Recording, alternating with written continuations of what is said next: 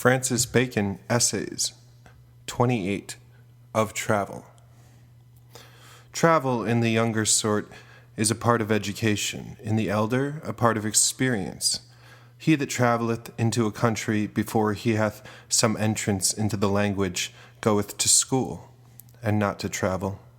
That young men travel under some tutor or grave servant, I allow well, so that he be such a one that hath the language, and hath been in the country before, whereby he may be able to tell them what things are worthy to be seen in the country where they go, what acquaintances they are to seek, what exercises or discipline the place yielded, for else young men shall go hooded, and look abroad little.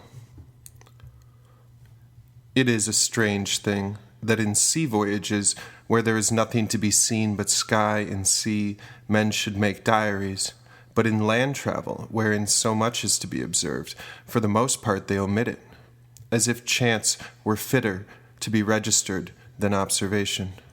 Let diaries, therefore, be brought into use. The things to be seen and observed are the courts of princes, especially when they give audience to ambassadors, the courts of justice, while they sit and hear causes, and so of consistorities ecclesiastic, the churches and monasteries, with the monuments which are therein extant, the walls and fortifications of cities and towns, and so the havens and harbors, antiquities and ruins, libraries, colleges, disputations and lectures, where any are, shipping and navies, houses and gardens of state and pleasure, near great cities, armories, arsenals, magazines, exchanges, bourses, warehouses, exercises of horsemanship, fencing, training of soldiers, and the like. Comedies, such whereunto the better sort of persons do resort, treasuries of jewels and robes, cabinets and rarities, and to conclude whatsoever is memorable in the places where they go, after all which the tutors or servants ought to make diligent inquiry. As for triumphs, masques, feasts, weddings, funerals, capital executions, and such shows, men need not be put in mind of them. Yet they are not to be neglected. If you will have a young man to put his travel into a little room, and in short time to gather much, this you must do. First, as was said, he must have some entrance into the language before he goeth. Then he must have such a servant or tutor as knoweth the country, as was likewise said. Let him carry with him also some card or book describing the country where he travelleth, which will be a good key to his inquiry. Let him keep also a diary. Let him not stay long in one city or town, more or less as the place deserveth, but not long.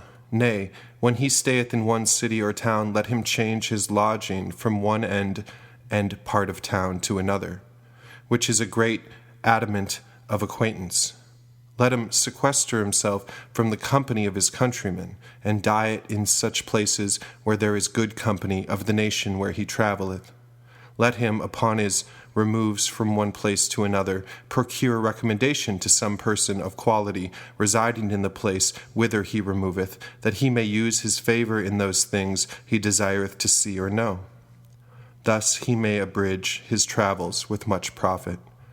As for the acquaintance which is to be sought in travel, that which is most of all profitable is acquaintance with the secretaries and employed men of ambassadors.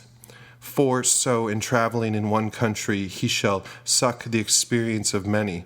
Let him also see and visit eminent persons in all kinds, which are of great name abroad, that he may be able to tell how the life agreeth with the fame.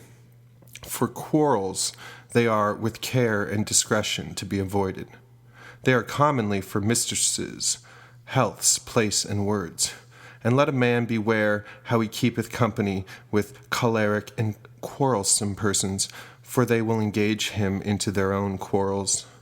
When a traveller returneth home, let him not leave the countries where he hath travelled altogether behind him, but maintain a correspondence by letters with those of his acquaintance which are of most worth, and let his travel appear rather in his discourse than in his apparel or gesture, and in his discourse let him be rather advised in his answers than forward to tell stories. And let it appear that he doth not change his country manners for those of foreign parts, but only prick in some flowers of that he hath learned abroad into the customs of his own country. Of Travel by Francis Bacon, narrated by Joseph Vobel.